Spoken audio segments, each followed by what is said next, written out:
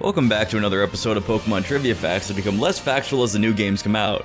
On this episode, we'll be deeply delving into our investigative selves and researching to highlight just how many dual types are missing from the entire roster of Pokemon and what new Pokemon could be made to fill in those spots.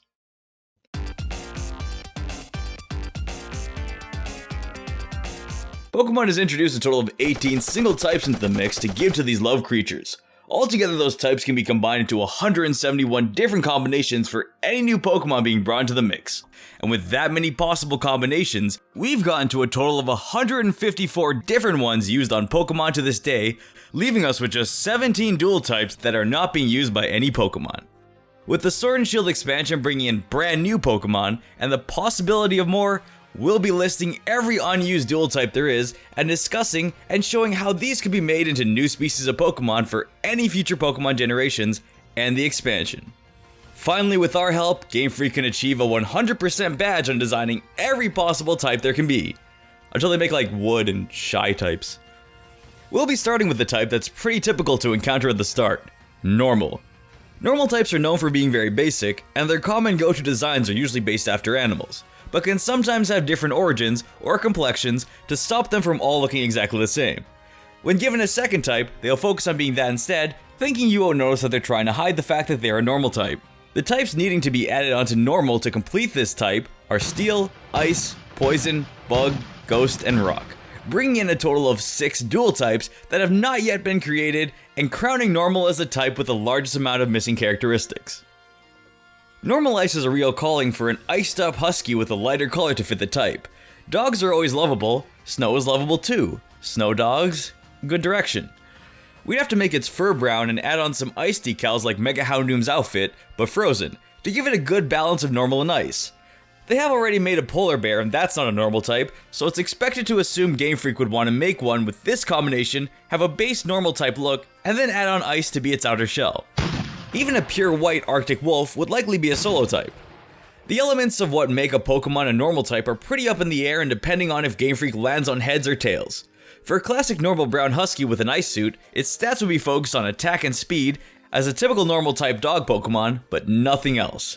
Normal Ice can't take a punch, so might as well give it -2 base defense. Normal Steel honestly seems like a type that would have been used by now. You take anything that's normal and put armor on it and that's a normal Steel type. To give it a more magical feeling, we can make a Centaur Pokemon in armor for this, but showing some of its body to bounce out the types of Steel and Normal. Take Bisharp's top half, put it on Cobalion, and just make the whole thing brown and silver and you've got a new normal Steel Pokemon. It's humanoid, but on 4 legs, so the angles of complaining about it will need more effort than usual. Common stat traits for this kind of Pokemon, and type in general, would be physical, both in offense and defense, with a boost in the HP category due to its normal typing, adding in some chunkiness. Normal Poison just sounds like an animal that's sick, or has a venomous trait. It's really hard to think of a Pokemon that's non-animal to take on this type to at least have some of the normal Pokemon elements. A sewer rat could fit in, and a platypus with its poisonous abilities in real life could also work. They did give that one away to Temtem, but what else is a huge company known for besides changing it up a bit and calling it new? There's also the Slow Loris, which not only has a poisonous trait, but also looks creepy and toxic in a different way. What I was thinking was a form for Chansey, where it loses its medical license and goes on a rough path as a poison normal type to get back at the system and have a more rugged look. Instead of an egg, it has a coughing in its pouch. It also has a revive, a max potion, a just one dire hit, and your Klefki's in there too. This kind of Pokemon could have its HP stat taken down quite a bit for its new unhealthy nature, but have that moved into a boost of special attack and being defensive. Normal Ghost is really interesting as the two types are very contrasted from each other, and could lead to a praised normal type Pokemon that's not like the others. A design for this that would be a good change from usual normal types would be a Jack-in-the-Box. A toy that's in a possessed wooden crate or treasure chest and pops out as a clown or the little ghost spear from the move Spite attached to a spring and holding an axe, or the Notebook. Could also get multiple cosmetic versions where the box and weapon change, and possibly be a new generation surprise Pokeball Pokemon. It would stay inside if your opponent's Pokemon is faster than its hidden form, and jump out when it's your turn to attack, swapping between offensive and defensive in its own way, differently from Aegislash's move choice or Ice-Q. The stats it's focused on would be different depending on the form. Its box form would be very defensive in both stats, and maybe even add a bit of an extra one-time shield meter on top of its base HP. Its jump form would be more physical, as a ghost normal type like this sounds like it would attack up close due to its surprising nature. However, if it comes out to attack first, it would stay in its defensively weaker form until the end of the turn, and not be able to use the health on its shield meter until the next turn it goes second, as it would hide back in its box at the end of each turn. They're just gonna make a ghost dog with purple fog, aren't they? Number Bug. Is probably one of the most difficult types on this list. Putting the two defining looks of normal and bug into each other might be a bit tricky. Normal types like Dunsparce, however, if it had a look more focused on a bug, could work with the chunky normal type feeling. And bugs like Shedinja without the dead look, and Frostmoth but less magical, and Dust instead of Snow could also be this type as well. Really, we just need a very basic bug for this. A dust bug, termites, bed bugs, anything that really just stays on the ground and irritates you normally. Any brown bug would do. Maybe fleas with some normal type looking hair would be the design Game Freak would use to complete this type. The stats for a Pokemon type like this would probably be focused on being a heavy HP holder, and maybe some standard defense without too much focus in any other stat, as I can't see a normal bug type being toned to be a more battle-ready Pokemon, but it'd be a surprising type to see what they'd make out of it. Normal Rock is a type that could have been already completed, not in the same sense as I said for Normal Steel, but that Lycanroc really has everything to be a normal Rock Pokemon and was just chosen not to. I mean, it's not like being normal would have really added anything to its life and it would have just ended up losing more fights to people who could strong arm it, but an animal with a rock collar for this type was my idea, and Sandslash is basically sporting my other idea, so I could have really used a break here. Really, any mammal with some sort of rocky fur or armor works, but there is the Rock Hyrax who lives in areas close to rock formations, which works as a nice normal type. And if we just have it adapt to its environment and add some rocky decals to its body to reference its name and highlight the nature of this animal, we can have a suitable new normal rock Pokemon named Hyrock that has the traits from each type and matches the natural habits of this animal. The stats of this Pokemon would also be all physically focused, as that's the usual feeling for normal types and rock types as well. Defense, attack, and speed could all be choices to be boosted on this little lad. Next are fighting types. Fighting types can usually be found learning the rules to some kind of unexplained club they just joined, and in their natural environment of winning the genetic lottery. Fighting is missing 3 add-ons, those being Electric, Ground, and Fairy. Let's start with Fighting Electric, as those are 2 types that seem to mesh well together in terms of lightning quick punches and running really fast. But it could be tough to design in terms of the different styles electric Pokemon and fighting Pokemon have. Electabuzz, if it was leaner and had thicker arms, wouldn't be a bad pick as a regional form for this type. Usually runners and racing is thought of when Fighting Electric is brought up, and even though Cinderace was newly released, the Pokemon I've always pictured for this type was a racing hare Pokemon. It could be a regular fighting rabbit that evolves when it learns Thunder Punch. Might have a style similar to Lopunny, but a masculine version. Really need to open that box again. But having a Zangoose superior relationship to another Pokemon just to be based off the tortoise and the hare could be fun for a Fighting Electric type. This is another glass cannon Pokemon with attack and speed raising the roof and the rest of its stats in debt. It could even have a ridiculous amount of speed, but an ability that makes it slower and more sluggish and defensive after being out for too long, like a balanced slacking ability that fits the old time tail. Fighting Ground is one of the types that is the easiest to see why it's taken so long to be introduced into the games. When you look at the physique of any of these Pokemon, how are you really going to be able to keep any of them grounded? Usually a Fighting Ground type feels like a humanoid fighter statue. That's probably the same feeling people get when thinking about a rock fighting type, even though the only one is Terrakion, but for a non-legendary regular run-of-the-mill Pokemon for either type, would likely start with a discussion about hiring a sculptor to chisel Regirock a little more and look exactly like Machamp. Ground would be more mud or sand based however, but a Sandman that's characterized to Pokemon's style is a decent choice. Stats wise it'd be physical for those sand punches, a good touch of HP for the bulky build, definitely slow but defensive, with a little more in special defense for a hint of magic behind the sculpted Pokemon that's been brought to life. Fighting Fairy would be another well-contrasted type with the distinctive differences in the style of Fairy Pokemon and fighting types. Usually when I think of a Fighting Fairy type, I think about more graceful, calming physical activities of the body and mind. Dancing, gymnastics, meditation, UFC. What about yoga? Have a more chilled out fighting type Pokemon that hands the opposing opponent a leaflet and talks them into joining your team instead of fighting all the time. Crouching Tiger, Hidden Intentions. A Pokemon who's a chilled out fighter just seems right. A more peaceful fighting style, something like the demeanor of Meanchow, and the look of Florges put together would make a good base for this type of Pokemon.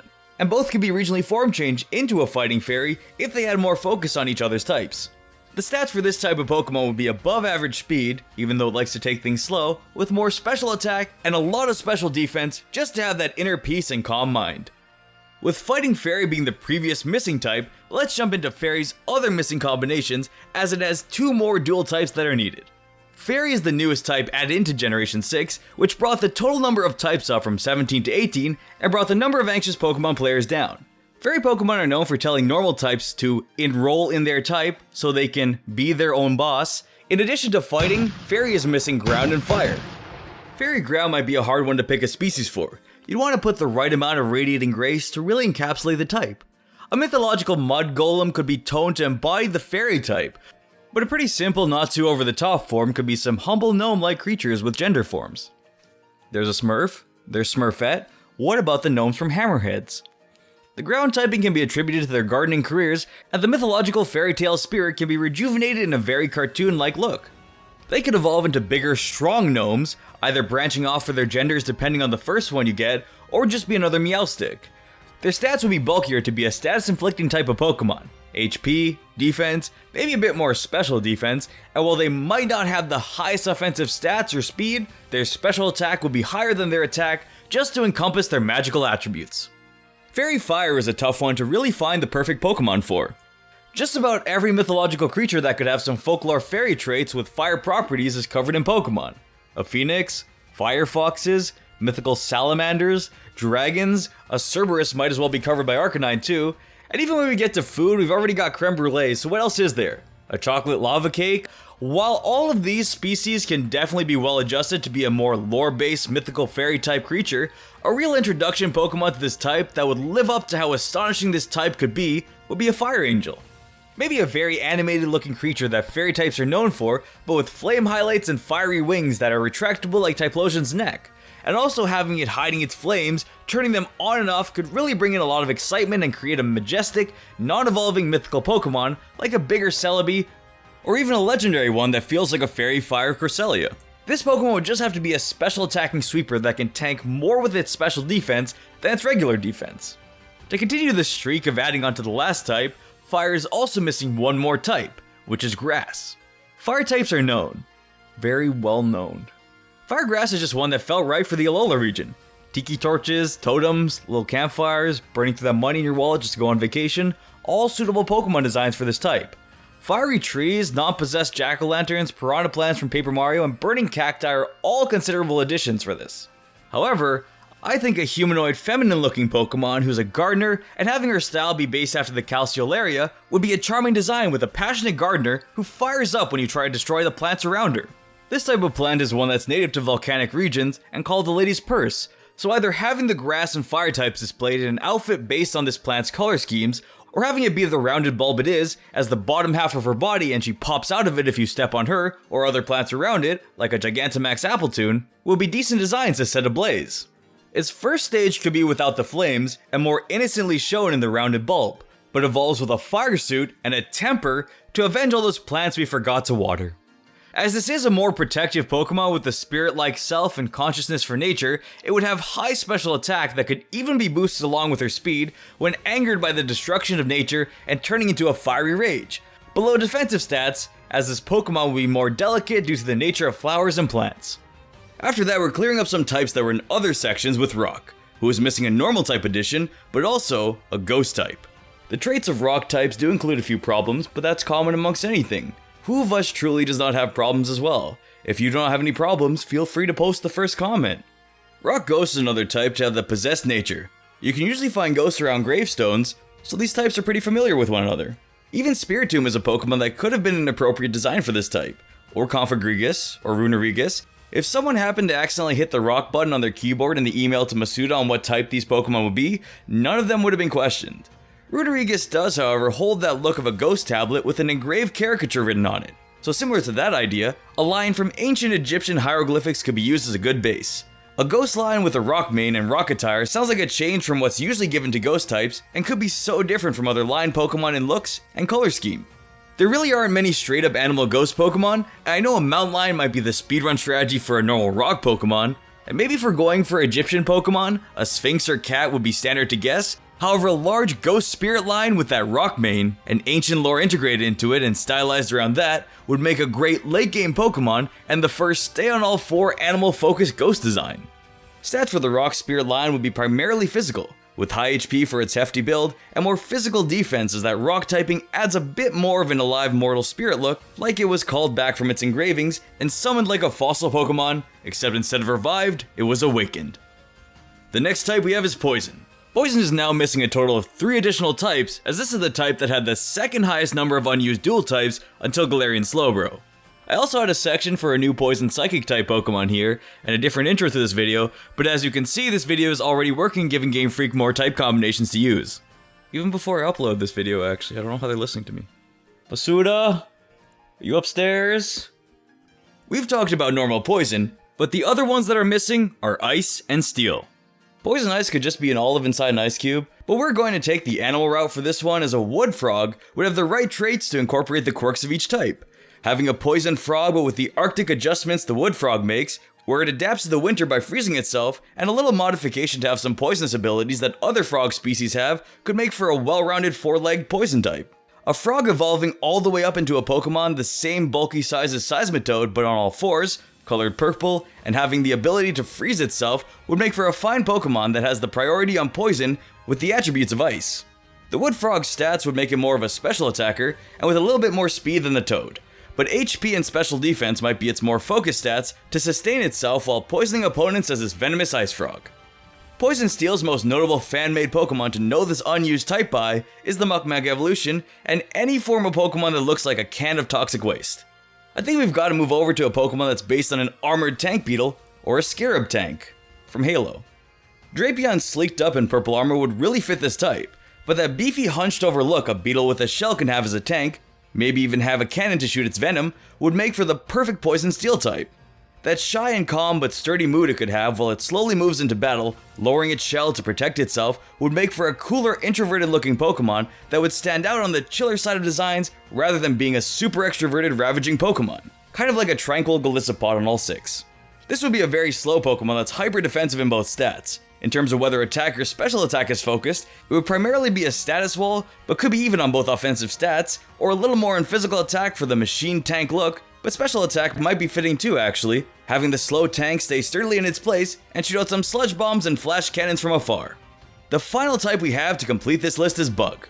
Bug types are missing 3 different types, normal being the first, and the 2 other types being Dragon and Dark, both of which are one away from full card bingo. Bugs can typically be noticed fully evolving at early levels, which is a process known as peaking in high school.